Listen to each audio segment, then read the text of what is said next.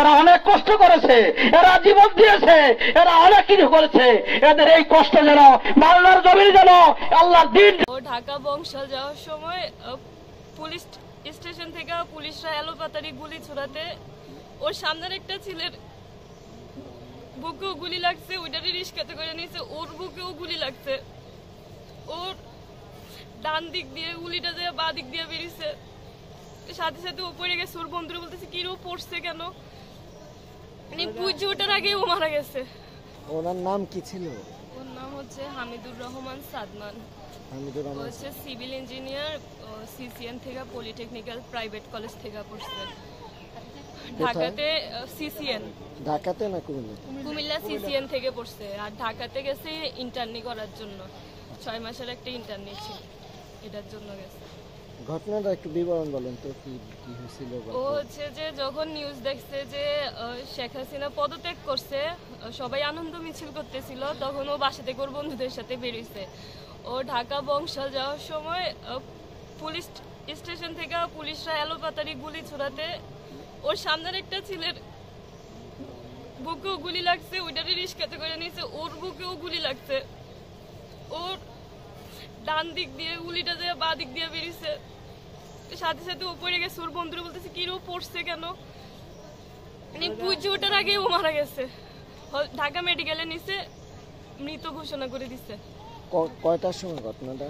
এটা হচ্ছে আপনার বিকাল 4:52 বাজে, তখন আমাদের কাছে কলটা আসছে ওর বন্ধুদের থেকে। তার মানে শেখ হাসিনা পদত্যাগ করার পরেও গুলি ছোড়া হয়েছে? হ্যাঁ হ্যাঁ, ওই যে আপনার বংশাল ওখানে পুলিশ স্টেশনের এখানে নাকি পুলিশদের উপরে যখন সন্ত্রাসী আরো কারা হামলা শুরু করছে, তখন পুলিশরা এলোপাতাড়ি গুলি ছুড়ছিল। তার সাথে কয়জন ছিল ওখানে? ওর সাথে ওর বন্ধু ছিল নূর, ওর বন্ধু ছিল রাফি ছিল, আর সাথে আরো 1-2 জন ছিল। এরাও কি গুলিবিদ্ধ হয়েছিল? ওর সামনের ছেলেটা হয়েছে, ওরা তো চিনে না। ও মারা গেছে। ও যখন গুলির শব্দ শুনছে, সামনে ছেলে গুলি করছে, তারা আবার ফিরত বাসায় চলে আসতে নিছিল। ও হচ্ছে কখনো কোনো আন্দোলনে বের হয় নাই, কোনো রাজনীতিক মানে কোনো কিছুর মধ্যে ও জড়িত ছিল না। ও বাসা থেকে বেরে হয় না। ওর আম্মু যখন বলছে তুই ঢাকাতে যাইস না, তখনও ও বলতেছে আম্মু আপনি তো জানেন আমি বাসা থেকে বের হই না। ও বাসা থেকে বেরে হয় না। যখন সবাই আনন্দ মিছিলে বের হইছে, পদত্যাগ হয়ে গেছে, তখন তো ভাবছে আর তো কোনো কিছু হবে না। কয় ভাই করবেন তারা? তারা হচ্ছে যে 3 ভাই ছিল, 1 ভাই ছোটতে পানিতে পড়ে মারা গেছে, আর এখন 2 ভাই ছিল। সে কি বড় ছিল? সে সবার বড় ছিল। ছোটজন কি করছে?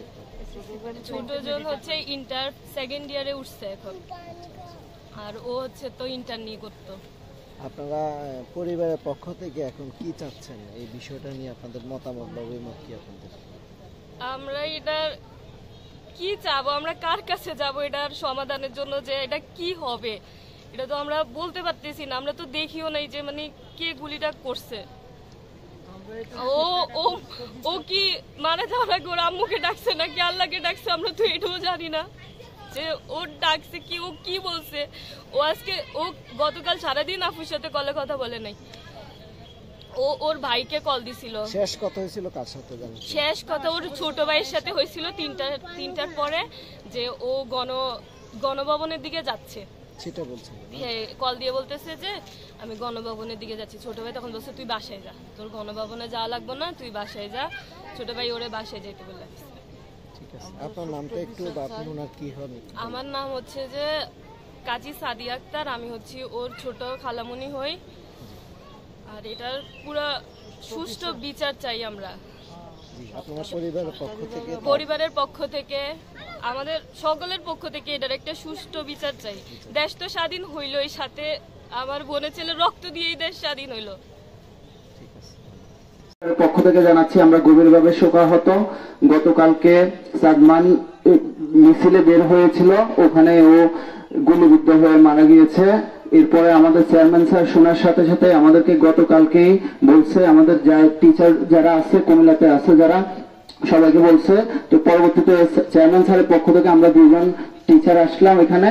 আমরা গভীরভাবে শোকাহত। আমরা চেষ্টা করব সাদমানকে যেন আমাদের পুরো পলিটেকনিক যেন আজীবন মনে রাখতে পারে, সেজন্য আমরা চেষ্টা করব সাদমানের নামে আমাদের কোনো পলিটেকনিক ভবন অথবা আমাদের কোনো হল যেন তার নামে আমরা উৎসর্গ করতে চাই, যেন আমাদের বাকি স্টুডেন্ট যারা আছে যেন আজীবন তাকে মনে রাখতে পারে, আমাদের শহীদ সাদমানকে যেন মনে রাখতে পারে। ধন্যবাদ।